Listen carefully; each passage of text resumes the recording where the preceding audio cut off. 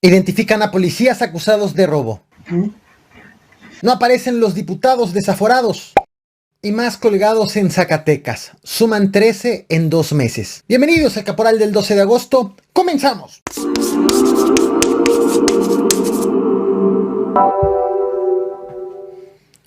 Seguramente tú conoces a la cantante Lupita D'Alessio. Y probablemente conoces a uno de sus hijos, Jorge D'Alessio, quien es el líder de la banda Matute. Esto tiene que ver con él, con Jorge D'Alessio y con su compañero Irving, quienes denunciaron que la noche del pasado martes fueron víctimas de robo en el municipio de Naucalpan, Estado de México, hecho que quedó videograbado. Estás viendo en pantalla, son imágenes de una cámara de seguridad. Se ven como ambos van bajando de sus camionetas cuando de pronto son abordados a punta de pistola por un asaltante en primera instancia. Posteriormente llegan los cómplices. Todo ocurre muy rápido. Hago un acercamiento a la imagen. Uno ya se sube en el vehículo, están revisando y finalmente terminan robándoles, no nada más asaltándolos de las pertenencias que llevaban, sino también les quitaron las 2 camionetas. Este video que acabas de ver ahorita, este clip, este fragmento, tardó 42 segundos. Así de rápido fue el asalto. El problema no quedó allí. Fueron a presentar ambos la denuncia ante el Ministerio Público y la servidora pública que los atendió no los quiso atender con el cubrebocas. Es decir, ella se negó a ponerse el cubrebocas, lo cual también fue videograbado. Así es como funciona el gobierno de Naucalpan. Así como lo ven. Estamos pidiendo que se ponga una mascarilla para levantar un acta y no se la ponga. ¿Quién va a iniciar la carpeta? Señorita, ¿no se va a poner mascarilla? Somos los dueños de las camionetas. ¿A quién le robaron? A los él dos. y a mí. Ah, bueno, uno por uno. Señorita, ¿se va a poner mascarilla? No tengo. ¿No tiene mascarilla, señorita? Anótense, por favor, se registran en ese libro. ¿En dónde? La Fiscalía General de Justicia del Estado de México informó que ya investiga a esta servidora pública debido a que existe un acuerdo. De hecho, estás viendo en pantalla el comunicado de la Fiscalía Estatal. Existe el acuerdo 11/2020 que se fue signado el año pasado, en donde se le obliga a los trabajadores a usar cubrebocas cuando atiendan a personas en instalaciones de la Fiscalía.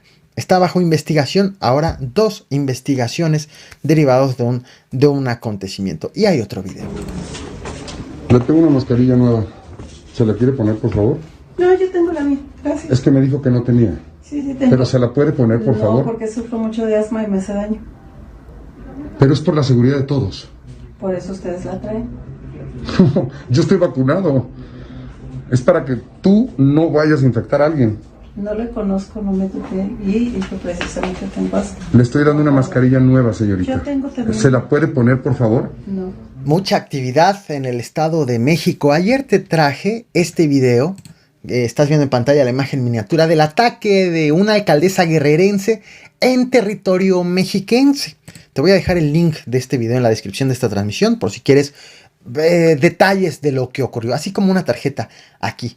El martes pasado, hace 2 días, te traje este otro video de policías mexiquenses grabados golpeando a jóvenes sin causa aparente, y también estos policías acusados de haberles robado un auto en Tlalnepantla. También te voy a dejar el link en la descripción y una tarjeta aquí.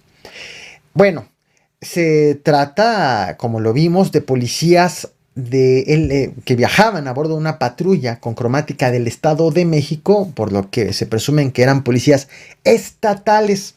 El ayuntamiento de Tlalnepantla, recordemos, deslindó a los policías municipales de este hecho. Dijo, no fueron municipales, fueron los del Estado.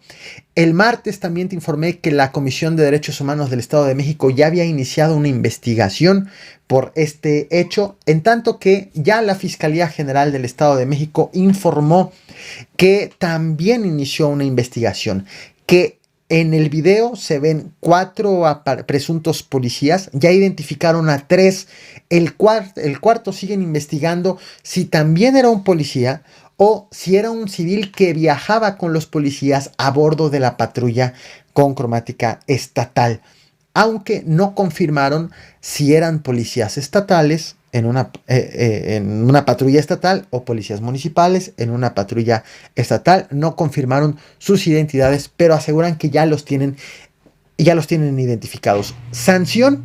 Bueno, por ahora no hay sanción. Lo que informó la Fiscalía Estatal es que el Comité de Honor y Justicia de la Fiscalía está investigando el hecho. En tanto eso ocurre, los policías pueden seguir trabajando normalmente, solo que los movieron de lugar. Ya no están en esa zona de Tlalnepantla. Por su parte, los jóvenes que presentaron la denuncia siguen teniendo temor de ser acosados debido a que en el auto que les robaron había documentos personales. Es más, ya han asegurado que han recibido al menos una llamada de presión para que les revelen quién filtró, cómo obtuvieron ese video de ese acontecimiento específico. Un video que te presento solo un fragmentito de lo que ya vimos el pasado martes. No.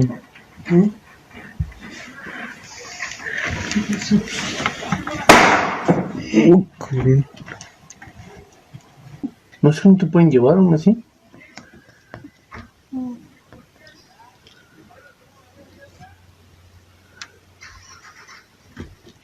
Pues que luego no nos ven a hacer aquí sus excesos. Esto no tiene que ver con el Estado de México, pero sí con el medio del espectáculo.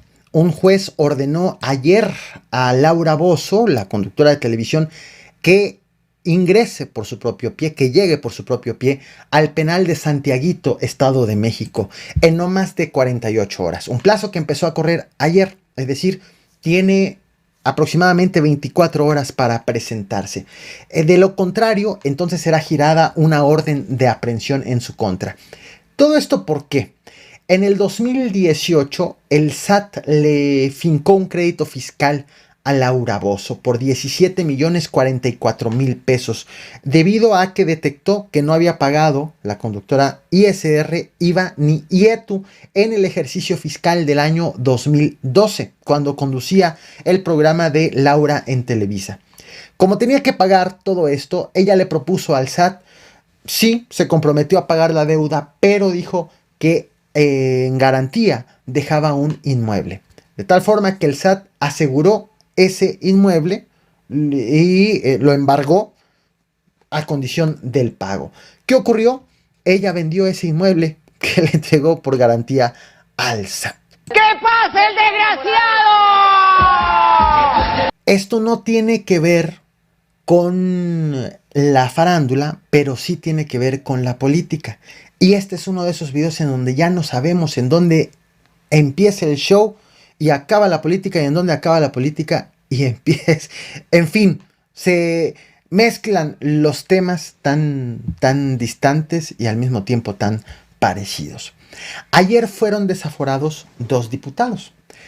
Uno de ellos, Saúl Huerta, diputado de Morena, acusado de abuso sexual y de violación de un menor de edad.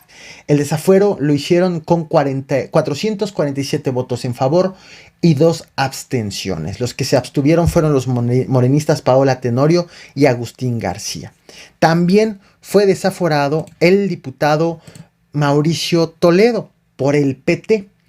Él fue desaforado acusado de enriquecimiento ilícito. 381 votos en favor, 24 en contra y 37 abstenciones. El caso de este diputado en específico, el caso de Mauricio Toledo, es bastante curioso. Justo antes de que votaran el desafuero, el fiscal anticorrupción de la Ciudad de México, Rafael Chong, le aseguró a los legisladores que el petista ya había dejado el país desde hace 2 semanas con rumbo a Chile. En respuesta, el diputado emitió este comunicado de prensa en donde confirmó que sí se fue a Chile, pero que no se fue huyendo, sino que se fue a atender compromisos que ya tenía programados. Ahora bien, horas antes del desafuero, horas antes de que voten el desafuero, el entonces legislador petista, presentó este otro documento. Es una solicitud de licencia a su diputación por tiempo indefinido. Una solicitud que le fue negada. ¿Por qué?